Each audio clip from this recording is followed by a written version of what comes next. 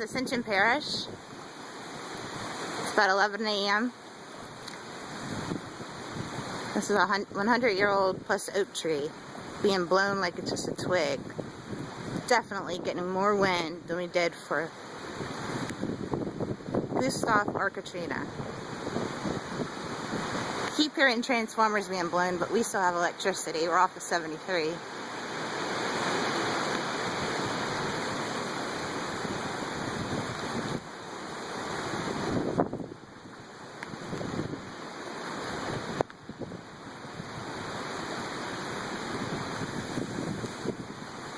The rain is, it's not strong, it's not raining hard, like pouring, but it's pelting.